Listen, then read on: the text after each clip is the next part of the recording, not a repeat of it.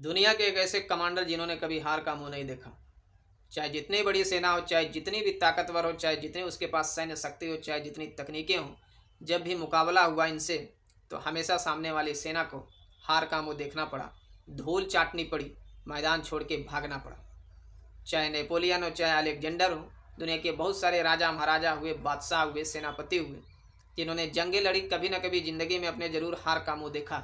लेकिन आज हम बात करने जा रहे हैं एक ऐसे शख्सियत की, एक ऐसे हस्ती की, जिन्होंने ज़िंदगी में कभी भी एक भी जंग नहीं हारी और कभी भी हार का मुंह नहीं देखा। दुश्मन उनके नाम से थर थर काँपते थे, होश उड़ जाते थे दुश्मनों को जब मुकाबला होता था इनसे।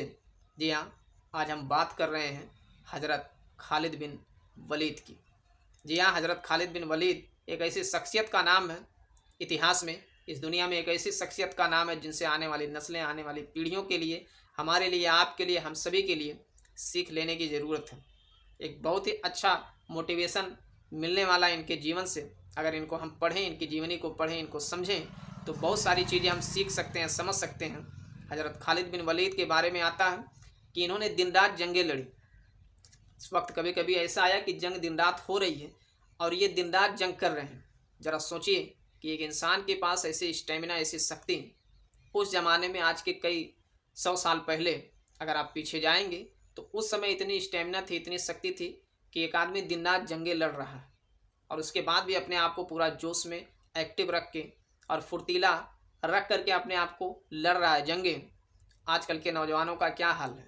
आजकल तो बस फैशन के चक्कर में और फालतू कामों के चक्कर में सब अपनी एनर्जी वहीं पे बर्बाद ये कर दे रहे हैं आज के नौजवान। उन्हें सीख लेने की ज़रूरत है हज़रत खालिद बिन वलीद से। हज़रत खालिद बिन वलीद के बारे में आता है कि ये इतने ताकतवर थे और इतनी इनकी जो रणनीति थी वो बड़ी अच्छी थी।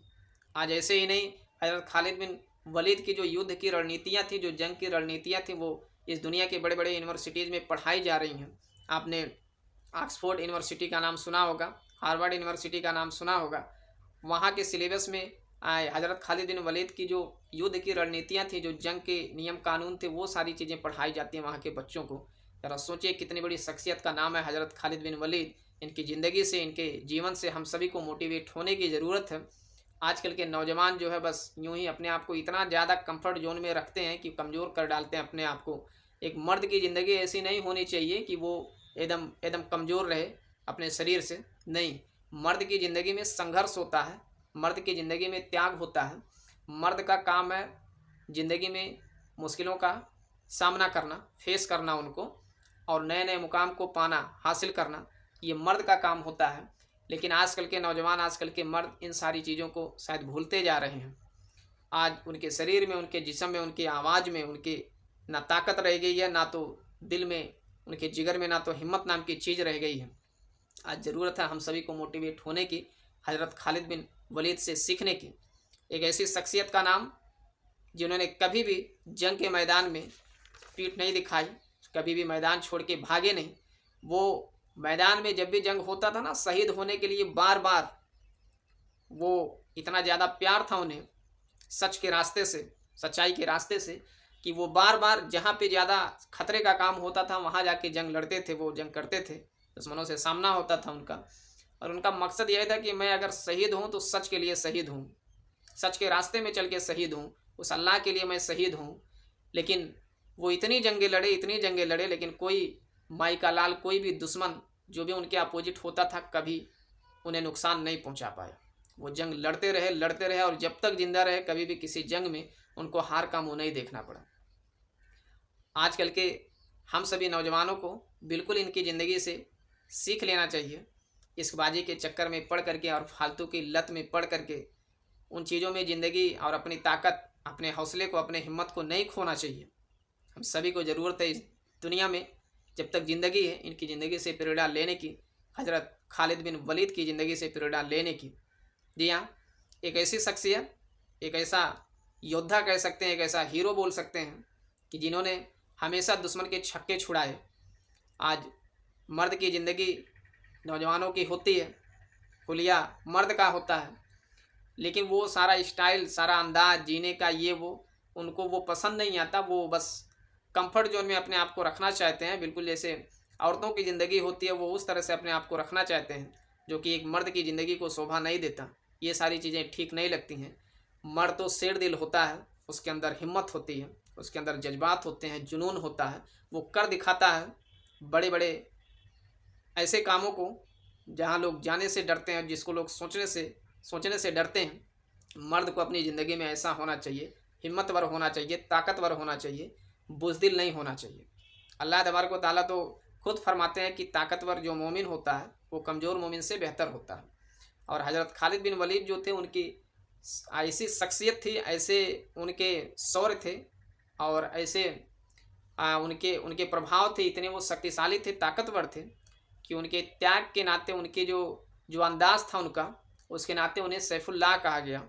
सैफुल्लाह का मतलब होता है एक तलवार जो अल्लाह की है, अल्लाह का तलवार। सैफुल्लाह की उपाधि दी गई उन्हें और हज़रत मोहम्मद मुस्तफ़ा नबी करीम सल्लल्लाहु ताला अलैहि वसल्लम ने उन्हें सैफुल्लाह के नाम से नवाजा, ये उपाधि दी कि आप सैफुल्लाह हैं। तो हम सभी को ज़रूरत है अपनी स्टेमिना को बढ़ाने की और आगे ले जाने की। अभी सुना आपने कि दिन रात जंगें हो रही हैं, फिर भी हज़रत खालिद बिन वलीद रज़ियल्लाहु ताला अन्हु जो हैं वो हमेशा जंग में लगे हुए हैं और सिकन नाम की चीज़ चेहरे पे दिखाई नहीं दे रही है, कोई भी थकान नहीं है, कोई भी चेहरे पे मायूसी नहीं है, जंग में लगे हुए हैं। आखिर कई सौ साल पहले इतनी सारी स्टेमिना कहाँ से आती थी? तो इंसान जिस तरह के जोन में अपने आप को रखेगा, जिस तरह से बनाएगा अपने शरीर को, अपने दिमाग को, मन को, अपने जिगर को, ये उसी तरह से रिएक्ट करता है। इस दुनिया में जैसा आप खुद को ढालना चाहेंगे, आप उसी तरह हो जाएंगे। इसलिए कोशिश करिए, अपने आप को हिम्मतवर बनाइए, ताकतवर बनाइए। हज़रत खालिद बिन वलीद की ज़िंदगी से सीखिए, उनकी ज़िंदगी से सीख हासिल करिए।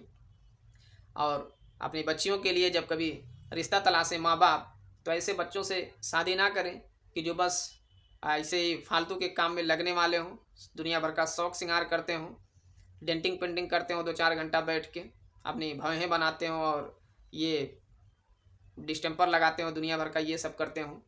तो ऐसे जो लोग होते हैं वो जीवन के संघर्ष में संघर्ष नहीं कर पाते, झेल नहीं पाते। बल्कि बच्चियों की शादी, अपने बेटियों की शादी ऐसे शख्स से आपको करनी चाहिए, उस अपनी बच्ची का हाथ ऐसे शख्स के हाथ में देना चाहिए जो मजबूत हो, जो हिम्मतवर हो, ताकतवर हो, जिसके पास जिगर नाम की चीज़ हो, जो देखने में लगे कि हाँ वो जिंदा है, वो जिंदा है, मर्द है वो, जिसके अंदर हिम्मत हो संघर्ष की, जीवन में आगे जाने की, बढ़ने की। हज़रत खालिद बिन वलीद आजकल के नौजवानों के लिए, हमारे लिए, आपके लिए एक बेहतरीन नमूना है।